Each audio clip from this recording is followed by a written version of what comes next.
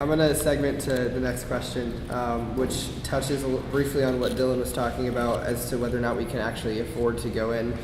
So the United States paid $45 billion to foreign governments in 2009 in the name of economic and military aid. That number breaks down to roughly 75% for economic aid and 25% for military aid.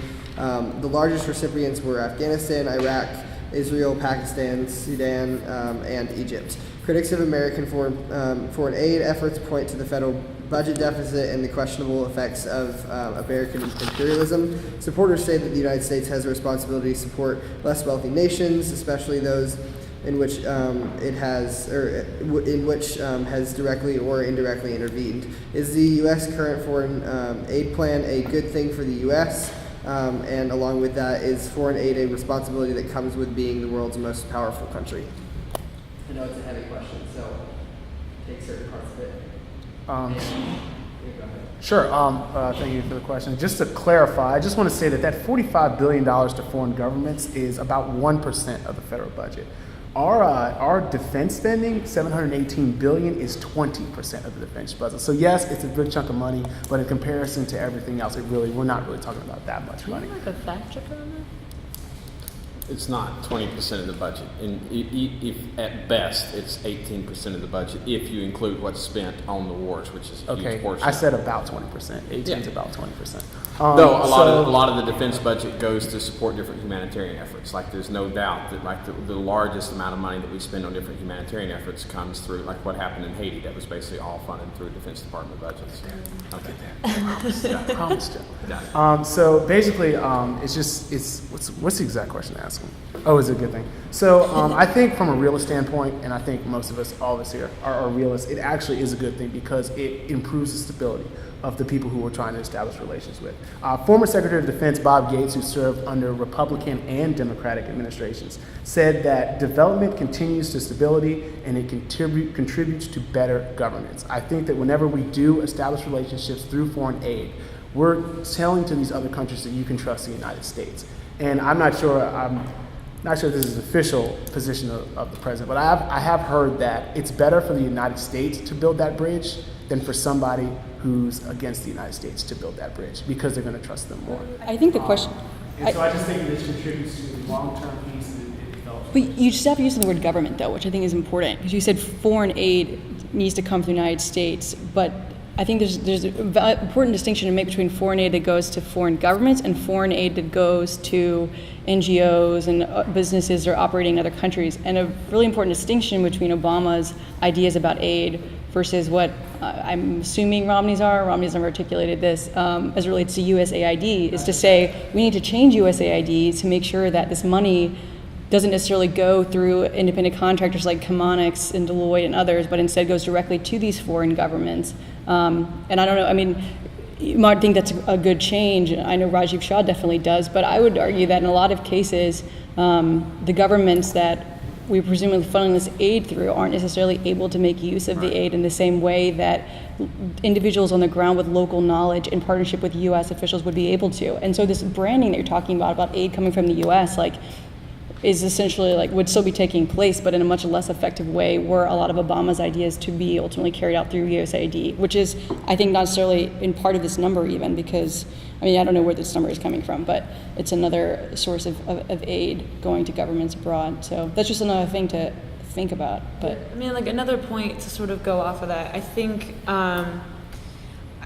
something that's necessary is that sort of the United States look over exactly how we're using our money, how we're spending it, who it's going to. And so, for instance, like in Afghanistan, we've obviously put a lot of aid into the country, but I think, I don't have any statistics offhand, but I think a lot of it has potentially been wasted due to corruption, or hasn't necessarily, been put to potentially its best uses.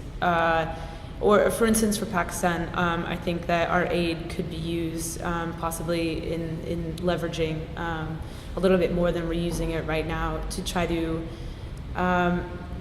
get them to sort of, they're obviously a strategic ally in the region as well as one of our most frustrating allies. And I think that, we should look at how we're spending our money a little bit more carefully and use that potentially as a leveraging tool. But yeah, just in general, sort of being more careful about not necessarily how much we're spending, but how we are actually implementing that aid. I think that the whole conversation is kind of being based around these two logical arguments that are, I don't know, that I tend to see as false. The first one is that being a rich country means that you're obligated to give out aid. No one has really said that. No one has really contested the viewpoint that we are obligated to give aid. I think that's kind of ridiculous because countries aren't anything special. I mean, I suppose they are. They're big and they're powerful, right? There are a lot of resources there, but they're the only thing that's special about countries is that they are groups of individuals. And I think that any arbitrary group of individuals can be the largest based on certain subsets and rules and ways to define things. And I think that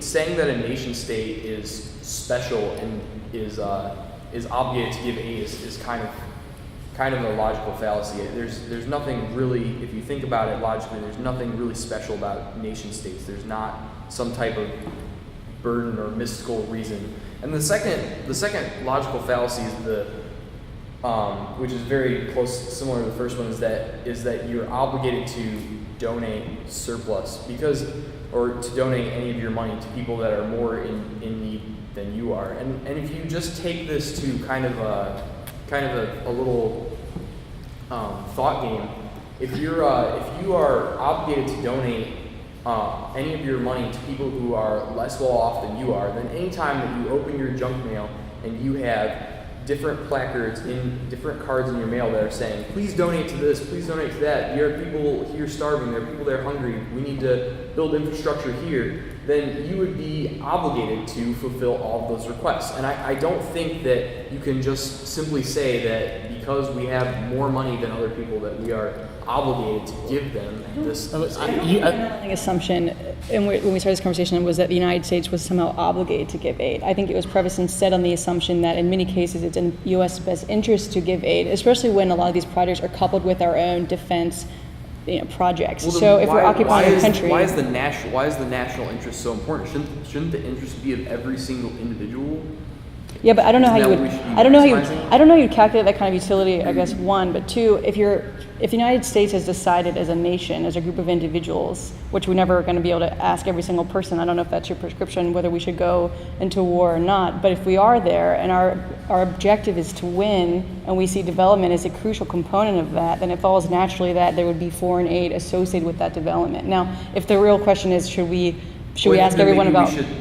That should be the assumption that should be attacked. Is just the whole grouping, the whole idea that nation states have some special mystical power. I don't think anybody's arguing that. I think we're arguing the realist standpoint of saying that should we provide it if it's in our best interest? That's what we're assuming. So if we're going to assume that whether or not it's in our best interest, I mean, for one, let's not kid ourselves. The aid that we provide is borrowed from China and then passed on to someone else. We happen to sign the check or whatever else, but it's not our money necessarily because we're borrowing it.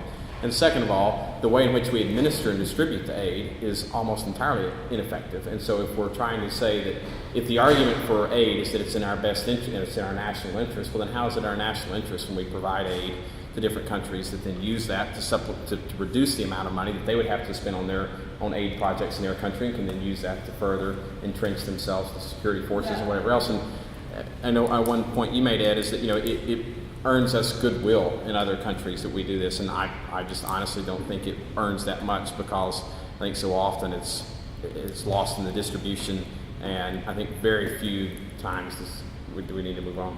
I just want to give Matt a chance. Oh, I'm sorry. No, you're fine. Governor Romney does believe that foreign aid is necessary just because he does believe it protects our American interests abroad. But I think to have a strong, to be a strong world leader, we need to make sure that America is based on a strong economy, which is why Governor Romney's put forth a plan that would help get our economy turned around. But I think the thing that Governor Romney believes is that foreign aid must be contingent upon these countries cooperating with U.S. policy. which I think is particularly important when you're looking at countries like Afghanistan, which obviously can be a debate among itself. But as a world superpower and leader of the free world, we do have a vested interest in protecting democracy and liberty throughout the world. And specifically, directed foreign aid is a responsibility, but the U.S. must also make sure that we're not being stretched too thin and that we're investing too much capital on conflicts that don't necessarily impact the American people directly.